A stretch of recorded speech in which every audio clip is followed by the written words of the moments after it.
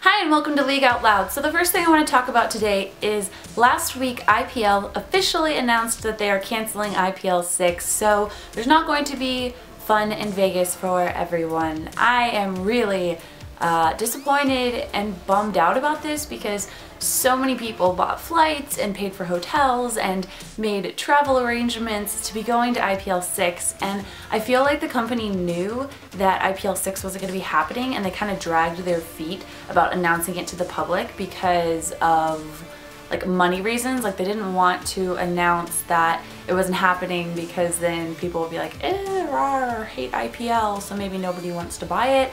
I'm not really sure why they did this. That's just me being like, making up an excuse to be mad at them. It'll be very interesting to see if IPL events do start happening again or if they're only going to be like online. We'll have to wait and see what happens there. So after Evil Genius's underperformance at LCS Super Week last week, there was a little bit of Twitter drama between Doublelift and Froggen. Basically, Doublelift tweeted, "I think it's strange that the EU mids have so much pride that they won't swap out their bot lane to crush Kassadin."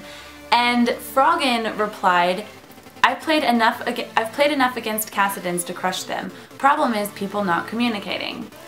Doublelift replies, "Well, the last 5 EU matches, Cass kills everything from an easy laning phase." Doublelift then says, "Maybe you're an exception to the rule because you somehow first blood counter matchups."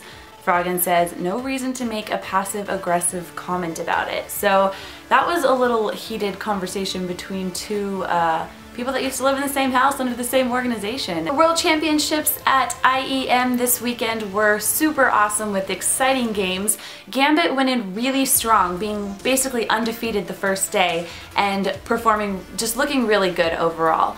EG comes in, they underperform again. It's such a disappointment. Like, oh, I just really want EG to get their stuff together because they're like one of my favorite teams, and I know they're the favorite for a lot of people, and we're all rooting for them. We all want to see them do well, but it's just like, what do you do when your team is on tilt like this? They did win 2 matches, but it's still, that's just not enough for what we want to see them doing. Teams like Millennium did really well at CBIT. They beat out Fnatic, and they performed well against the Korean teams, and even though they didn't win, I was impressed with their they were the underdogs going into this, and they lasted longer than EG. And congratulations to CJ and to Blaze for beating out their sister team 3-1 in the grand finals. So something everyone's been really excited about this week is the Karma rework, which is so exciting, and I cannot wait for her to come out. I have actually played a lot of Karma in my day, and I've always really enjoyed her. Of course, she's got some, issues as she's not as aggressive as other supports, and she's not as,